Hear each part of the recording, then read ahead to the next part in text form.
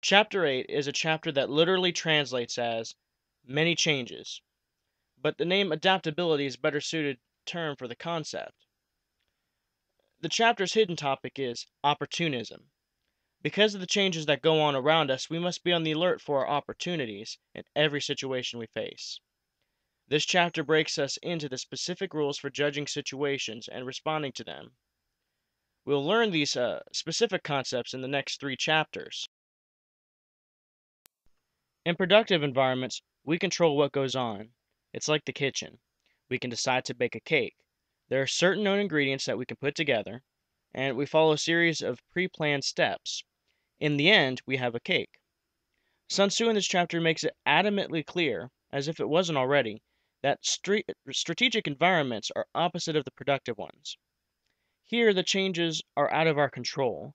These changes create our problems, but with our problems come our opportunities. When we see our opportunities, we must respond appropriately to the new ground conditions and changes we discover. The next 3 chapters will give us specific rules for certain situations, but now he introduces you to the concepts that foundate them all. This concept is the structure of the Warriors Rulebook, which is found on www.scienceofstrategy.org, where Sun Tzu's strategy is written and applied in a modern format of over 230 articles in 9 different sections. I highly recommend checking that out.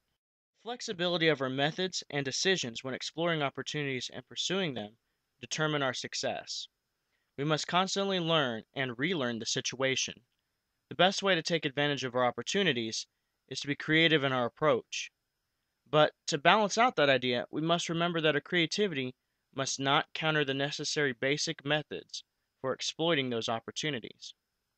Since conditions change, we find that we can try different approaches and get consistently positive results. Going back to the concept of learning and relearning the situation, exploring and doing new things in new places and undiscovered opportunities often entails a lot of failure. In the long run, learning from our short term failures can add up to knowing a lot about the opportunity and how to make progress. The Warriors Rulebook has an article in Section 5, subsection 4, that teaches about failure and how we can make failure useful.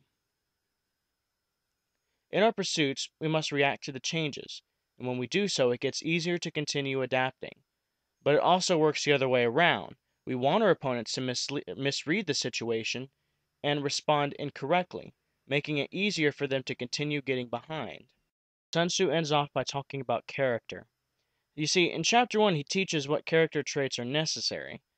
We can guess that if you don't have those traits, you put yourself in danger, which is true.